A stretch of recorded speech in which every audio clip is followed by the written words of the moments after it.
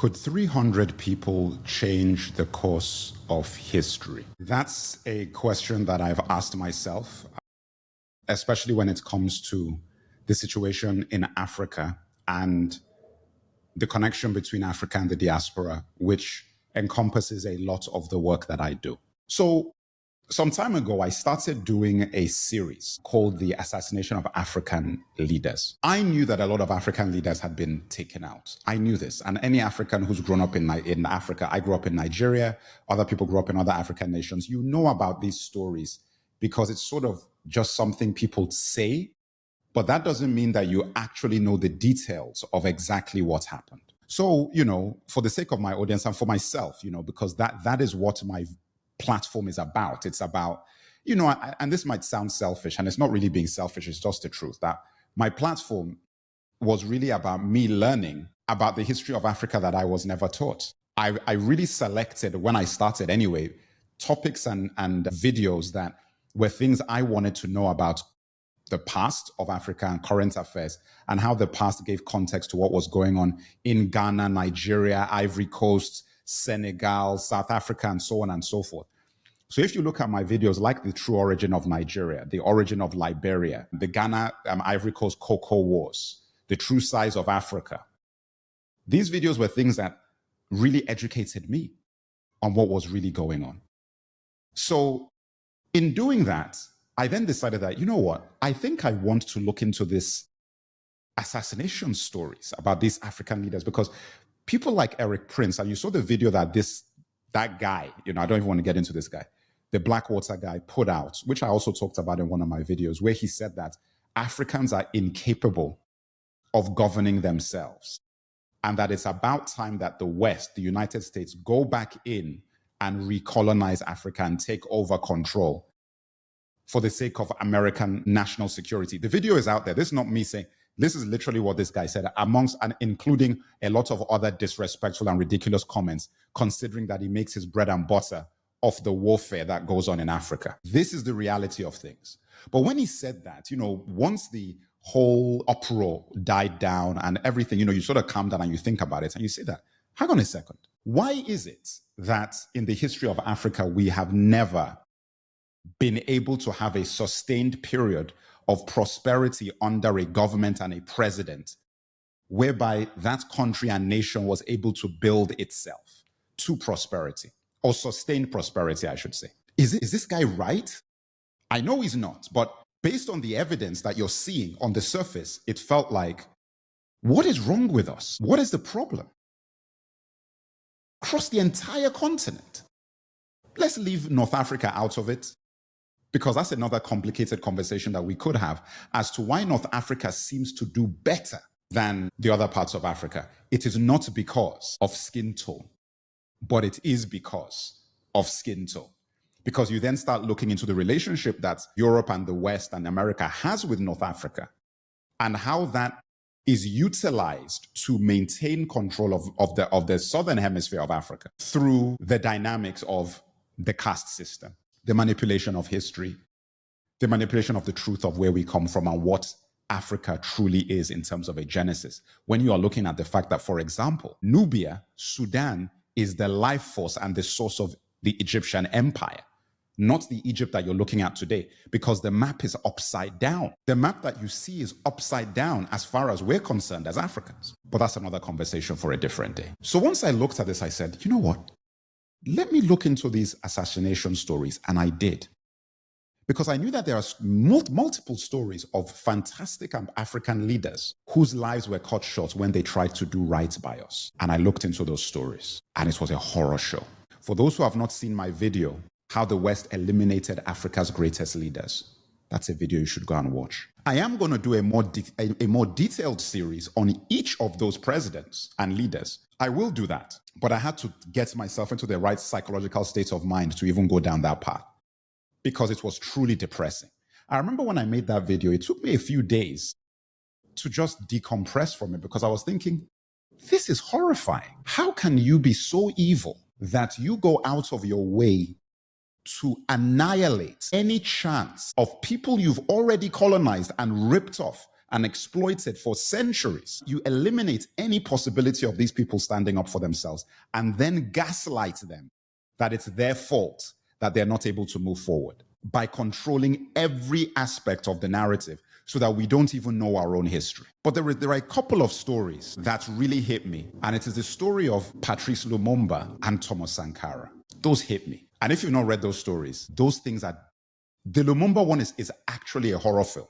There is no other way to describe what the Belgians did to this guy and supported by the West other than this is a horror show, a horror movie. If you made a horror film out of this, it would do well in this. In the cinema, people would just say that you're making this up. This is too far-fetched. If you made the Lumumba story into a movie, people would say it is too far-fetched. They dissolved him in acid, people.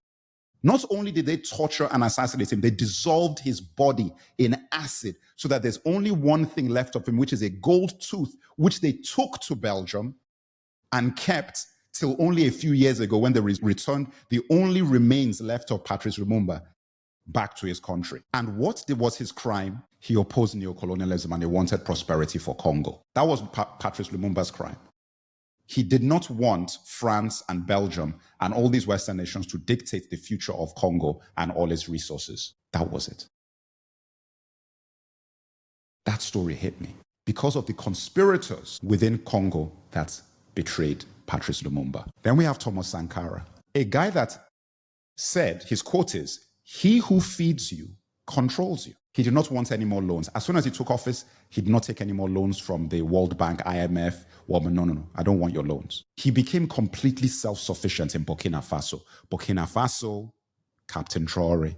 Because this is the man that inspired Captain Traoré. Everybody who's celebrating Captain Traoré of Burkina Faso and the Sahel Alliance, you need to go and read up on Thomas Sankara. Captain Traoré is Thomas Sankara reborn. So we've already had one of them. It's like the same man got born again. And you know for a fact that Captain Traoré is inspired by him because it's his country. Like, he would know that story and he looked at that and said, I've got unfinished business. So I actually believe that Thomas Sankara got reborn in this guy's body because he said that, you know what, I've got unfinished business on earth. And he came back to finish what he started. But then I saw something interesting. All these presidents, and there's a lot of them, because my series is 15 of them. There's more than that, but I did 15. I said, oh, and by the way, guys, if you want to read that, I have them in articles that are on my newsletter, www.alkebulan.media. That is my newsletter where I've been doing the Assassination of African Presidents series. So if you are not subscribed, you need to subscribe to that. Every issue of each series is free until the next episode comes out. Then that one goes into the locked paid tier, and then I do the next one and the next one and the next one. So that entire series is in my newsletter if you want to check those out. But I saw something interesting. I saw that these men haven't been forgotten. You dissolved Patrice Lumumba's body. You dissolved Patrice Lumumba. Why do people still talk about Patrice today? You tried to annihilate his memory, wipe him from existence, that he never happened as a human. Why is Patrice Lumumba so popular today? Because you cannot eradicate an idea. An idea is the most powerful parasite, the most powerful thing on earth for humans. Once a solid idea is out there, there is nothing you are going to be able to do. You can kill the man, you can't kill the idea. So then you start thinking, with Thomas Sankara similarly, his principle of self-sufficiency and autonomy, which inspires me. That man and everything he stood for is what I stand for. The more I read about Thomas Sankara, I'm like, oh my God, this is my guy. This is my guy. I need to put that guy's picture in my house. That's my guy. All these other things that you talk about, Mandela and Muhammad Ali and MLK and all this. Thomas Sankara is my guy. Like, there are people out there, Africans, I'm telling you, Africans, there are heroes that lived that they've tried to wipe away from memory. Heroes, because we don't control our own history, we don't control our narrative. So we're waiting for somebody else to tell our stories for us, waiting for someone else. No, guys. It's something that I thought about and I said, there are guys that I've read about in the course of doing this research that are so incredible that they've usurped the people that I thought were the great men in African history for us, who were told to read about. I'm like, no. There are people that are incredible. And then it goes into the crux of this video and this topic that I'm saying. Can 300 people change the course of history? These are individuals who I believe have changed the course of history. One individual. What happens if 300 people do that? Or 300 people come together and push in the same direction? What can be achieved? It really made me think about that, which is where my 300 concept came from. That, you see, the problem we have is that we've been conditioned to be consumers as Africans and Black folks, and to be servants, to be slaves. When I say the word slave, people think of whips and chains because that is the colloquial definition of it. But that's not only what a slave means. A slave is you're not free. Somebody else controls you. That is what we are. We are not free.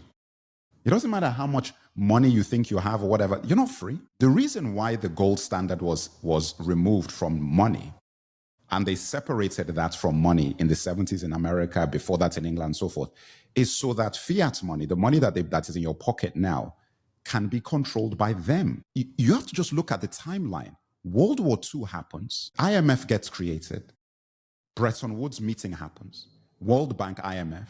Very soon after that, they give everybody independence in Africa and all the colonies, and they remove the gold standard from money and start giving you loans. They figured it out. They figured out you don't have to be in these people's land to control them. You control their money, how they make a living, how they survive. And you strip the value of their minerals from them and you attach that value to something you control, which is your cash that you've created. These things started to hit. Guys, I didn't know any of this. Like, it was when I was just looking at the damn timeline of when these things happened.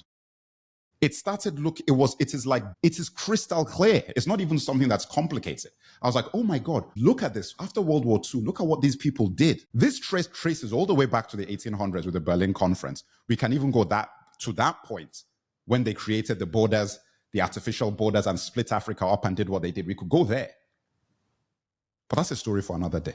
This is, though, to say, when I saw this, I said, oh my God, what we've got to do is well beyond just building things. We've got to actually restructure what's going on in our brains. I'm a victim of colonization. It's taken me decades to come to where I'm at now in terms of decolonizing my mind. So I'm not speaking from a high and mighty position whereby I'm up there, I'm high and mighty, and I'm looking down on people. No, I'm not high and mighty. I'm not high and mighty. I literally am a victim of the same thing. It's just that I've come to a place of understanding what I was afflicted by and trying to make a change. So I've started the 300 community. We're now moving forward. And as I said, it was inspired by the things that I'm talking about today. The 300 community is basically 300 of my most dedicated subscribers, followers, people who've been following my platform, where we have a meeting once every quarter where I will present a list of projects, a series of projects in the fields of education, technology, arts, music, information. And then a vote is had, whereby the winning project is what I would have to now produce over that next quarter till the next vote happens. And once the vote is done and the winning project is picked, everybody in the community puts in the contribution. It's $100 minimum. You can put in as much as you want. A lot of people are pledging way more than that. No membership fees, nothing. It's just good faith that you will do that and that you will show up to the meetings and participate. Rinse, repeat, rinse, repeat, rinse, repeat. And the reason why this is important is that it creates complete and absolute autonomy, creatively, and freedom for me to actually make what we need. Not what the algorithm on YouTube, Instagram, TikTok, X tells me that I'm allowed to make or that people want. According to them, it's what we decide is going to enrich us and fix a lot of the things that I've been talking about today. Because I believe that in order for us to make any progress, this needs to be restructured. This needs to be completely restructured. I think that we're seriously messed up in the head to the point that we fight each other when somebody says, let us be free. We're scared of actual freedom, scared of power, scared of ourselves, scared of what it looks like to be self-sufficient. Because all we've ever known is to be dependent on the establishment. We don't know anything else. And anybody who's ever dared to be free. The history books are there. The history books are there. So when you see something like that, people are scared. I'm not scared. Because living in this sort of situation is actually worse than death. In my opinion, it's worse. Because as you get older, you start realizing that, you know what, as you get older, you're moving into a kind of depressing bondage and realization of your existence being bondage. That is like being in hell, where you're looking at your people expiring, getting unalived all around you, and there's nothing you can do about it. That's a very weird situation to be in. Europeans don't have to feel that way. Russia and Ukraine is everybody has to be involved. They're so shocked when a conflict comes to their shores that they tell everybody you've got to be involved, and their news reports are about how shocking it is that white people are fighting each other and unaliving each other. That's the reality of what the reporting that happened during the Russia-Ukraine war. It's on the internet. I didn't say this. You can find those videos. When it comes to us, it is so normalized to be suffering and dying by the thousands that nobody even talks about it, including us. When it comes to trying to fix things and to make things better, oh, well, you know, it's too big a problem. No, it's not too big a problem. A lot of these wars and things that are happening in Africa is because people don't even know where they came from. They don't know their history. They haven't got a clue. All they know is that we're fighting each other. The number of people who started understanding what is wrong with Nigeria from watching my Origin of Nigeria video is crazy. I got the messages, including myself. I was like, oh my God, of course we're going to be. This is why we had the civil war, Biafra. This is the reason why. This is the reason why we can't get along. This is the reason why we can't have unity. This is the reason why there is no Nigerian identity. National identity. It's not even a real country. I wanted to say this and put this out there because it's really, really essential now that anybody who wants a better future for ourselves and a better Africa actually participates in creating a better Africa. It isn't just going to happen. Talking about it isn't enough. You must participate in the creation of the reality that you want. Everybody who's interested in the 300, please visit, the link is going to be in the description, www.the300.io. Link is also in my profile bio. You can also email me at info@themerc.io if you're having trouble applying.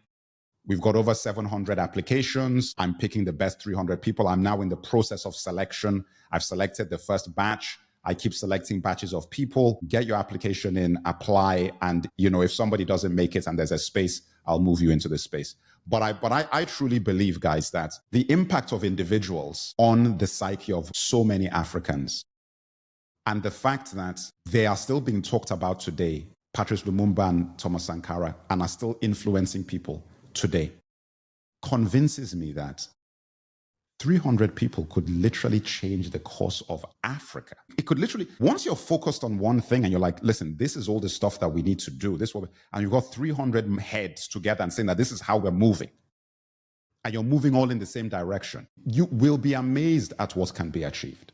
Now, maybe that's wishful thinking, maybe it's wishful thinking, but I'm going to take the shot. So the question is, who's with me?